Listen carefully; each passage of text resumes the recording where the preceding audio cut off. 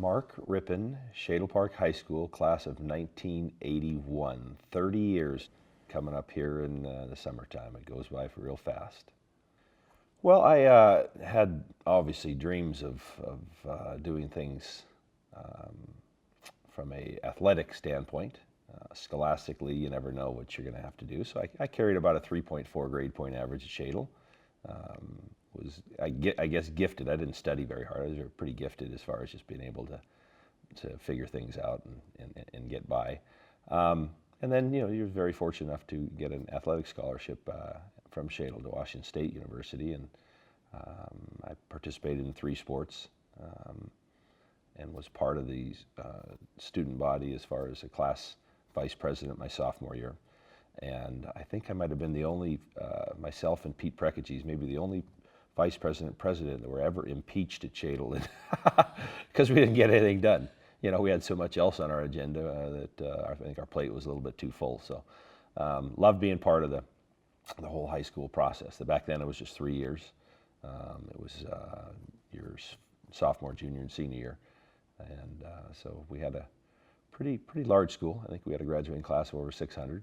And just a great experience. But I used the tools that I had and loved participating in athletics. And you know, you always have dreams of doing great things in all aspects of life. And so I was fortunate enough to be able to go use my athletic prowess to get a scholarship to go to WSU.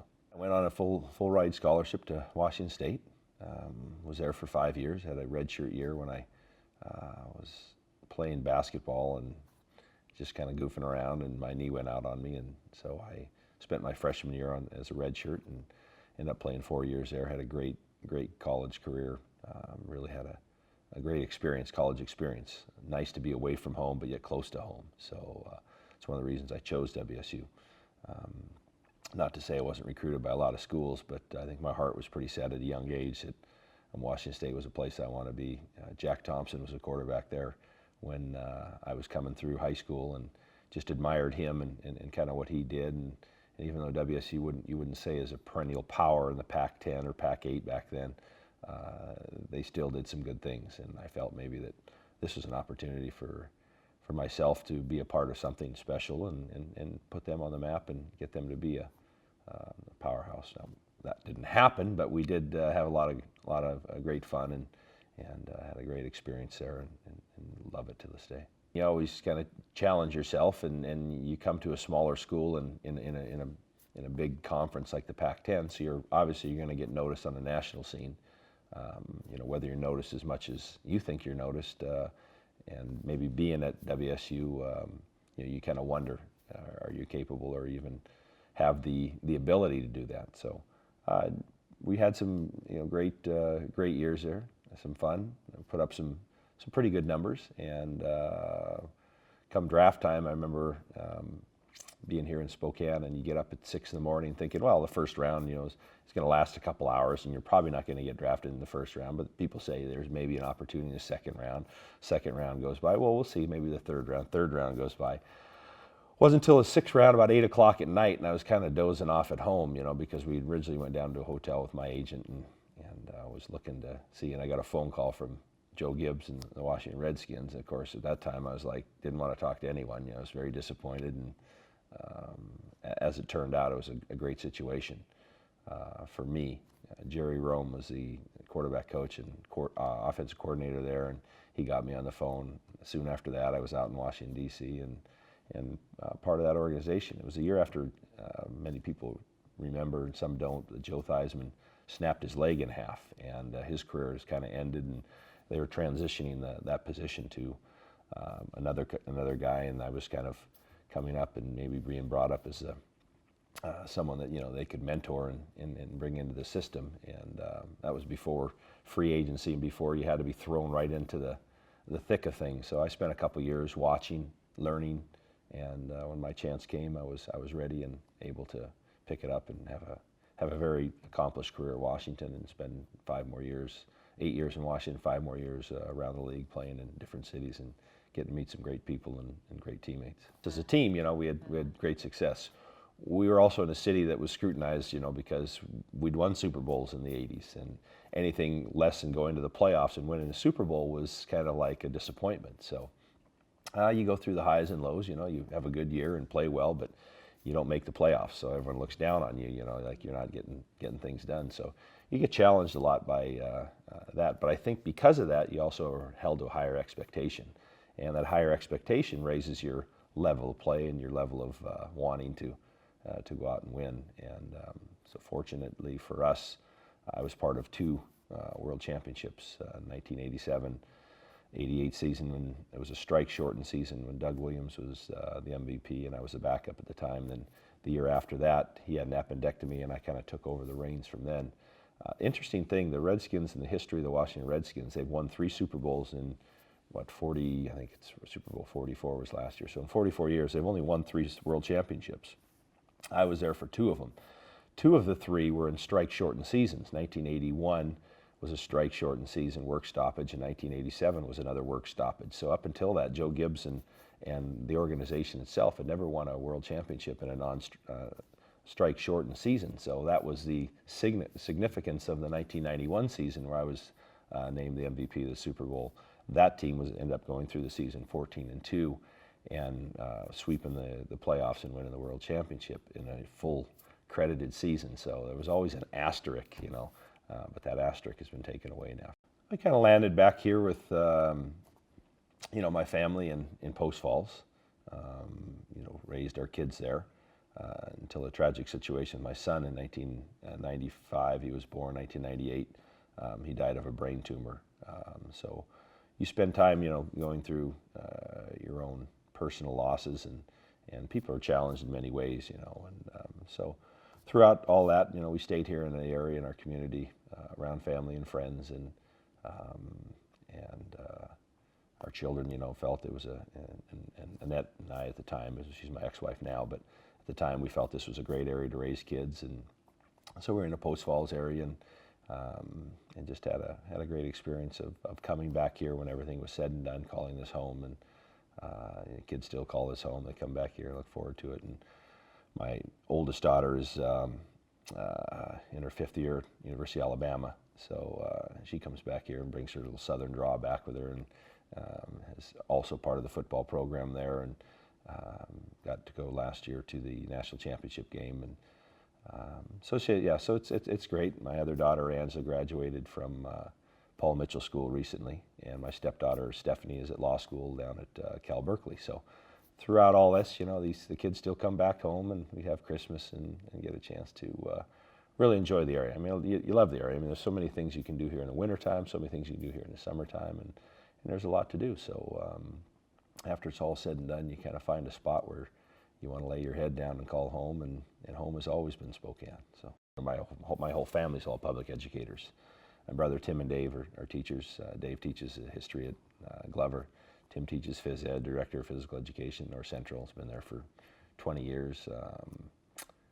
Julia's wife teaches at Logan, 2nd graders at Logan, and Linda teaches psychology at Lewis and Clark. So we've got a plethora of family members that are involved in the public education system, and School District 81 has been real good to our family in educating them, getting out and educating others. Well, I had to walk literally from here to the camera to elementary school, Westview Elementary School. I went to Salk from there, and then from Salk to Shadle. And at that time, Salk was three grades, 7, 8, and 9. They've changed it now. Salk's just 2 grades, 7th and 8th.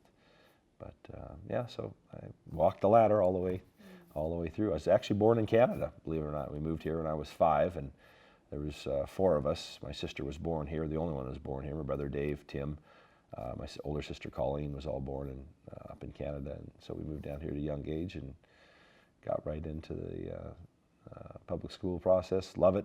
Big advocate of public schools, and I think the good ones, and there are some great teachers, great educators out there, obviously, in everything. So it's not always in your grade point when it comes to teaching. It's being able to have great improvisation, imagination, and ability to teach kids. And I think all my brothers and their wives are very good at that.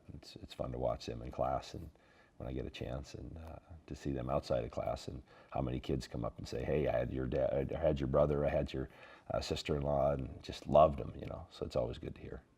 From elementary school, I remember Mr. Laux, my guitar teacher, and his dad always coming to our high school baseball games and bringing sunflower seeds, but he kind of taught me the guitar in middle school.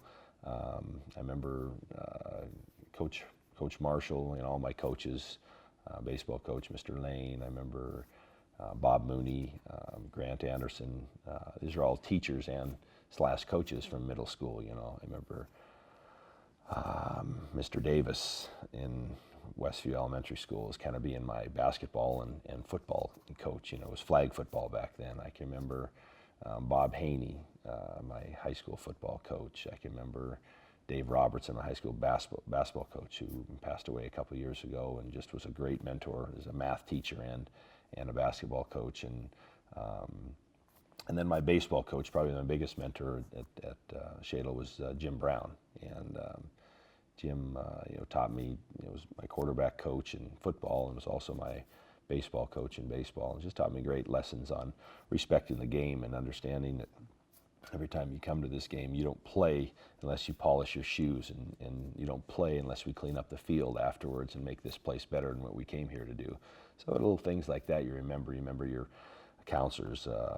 Mr. Brown was a counselor of ours, and just people like that come across your path, and you have great memories, but more importantly, great admiration for, and as people that kind of gave you, hey, pass the torch on to you to take and go with it. So along with my parents and their ability to get us involved in athletics and keep us grounded in academics, that was a pretty good process.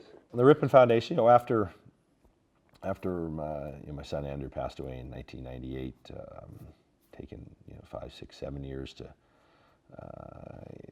you just kind of get comfortable enough to think that you have a message, you have an opportunity to go out and help others. Took a while, and Randy Bronner, co-chairman of my foundation, and I, out of a shoebox, felt that we had an opportunity to help young kids.